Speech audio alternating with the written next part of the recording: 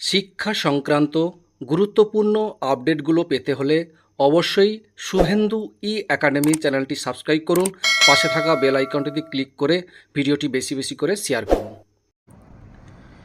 নমস্কার, আপনি দেখছেন শুভেন্দু একাডেমি ইউটিউব চ্যানেল। খুবই গুরুত্বপূর্ণ একটা আপডেট দেখুন। 50% ডিএ পাওয়া যাবে এক সপ্তাহে। হঠাৎ শোরগোল, রাজ্য সরকারি কর্মীদের জন্য বিরাট আপডেট। দেখুন, দীর্ঘদিন ধরে ডিএ বা মহার্ঘ ভাতা ইস্যুতে উত্তাল রাজ্য। হাইকোর্টে গণ্ডি পেরিয়ে সুপ্রিম কোর্টের দুয়ারে ঠেকেছে মামলা। যদিও সর্বোচ্চ আদালতে বারংবার পিছিয়ে যাচ্ছে মামলার শুনানি। এরই মাঝে এবার 50% হারে মিলবে ডিএ, এমনই এক পোস্ট সামনে এলো, যা নিয়ে রীতিমতো তোলপাড়। 50% ডিএ এক সপ্তাহে পাওয়া যাবে যদি এই গ্রুপে 90,000 বন্ধু একসঙ্গে দাঁড়ায়। সম্প্রতি সোশ্যাল মিডিয়ায় ভাইরাল হয়েছে এমনই একটি পোস্ট। রাজ্য সরকারি কর্মচারীদের একটা ফেসবুক গ্রুপে সেই পোস্ট করেন রাজ্য সরকারি কর্মচারীদের সংগঠনের এক সদস্য।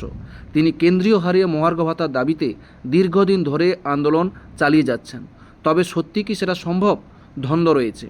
জানিয়ে রাখি, বর্তমানে 14% হারে মহার্ঘ ভাতা পান রাজ্য সরকারি কর্মীরা।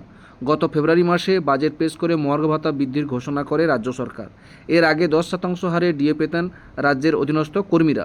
ষষ্ঠ বেতন কমিশনের আওতায় মে থেকে তাদের মহার্ঘ ভাতা 4% বৃদ্ধি পেয়েছে। তবে রাজ্য সরকারি কর্মীদের দাবি কেন্দ্রীয় হারে ডিএ, যদিও সেই দাবি মানতে নারাজ মমতা সরকার। এই আবহে ডিএ 50% বৃদ্ধি হওয়া সম্ভব কিনা তা জানা নেই। প্রসঙ্গত, কেন্দ্রীয় সরকারি কর্মচারীরা বর্তমানে সপ্তম বেতন কমিশনের আওতায় 50% হারে ডিএ পান।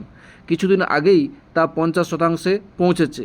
ডিএ 50% হওয়ার পাশাপাশি বেড়েছে আরও বহু ভাতাও। পশ্চিমবঙ্গে অবশ্য রাজ্য সরকারি কর্মীরা ষষ্ঠ বেতন কমিশনের আওতায় বেতন, মহার্ঘ ভাতা এবং অন্যান্য সুযোগ সুবিধা পান।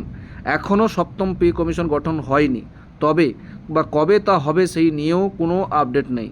শেষ কয়েকবার পশ্চিমবঙ্গ রাজ্য সরকারি কর্মচারীদের যে ডিএ বৃদ্ধি পেয়েছে, প্রতিবারই তা বেড়েছে ষষ্ঠ বেতন কমিশনের আওতায়। এই ছিল একটা আপডেট, আপনাদের সঙ্গে শেয়ার করলাম। ভিডিওটি দেখার জন্য অসংখ্য ধন্যবাদ।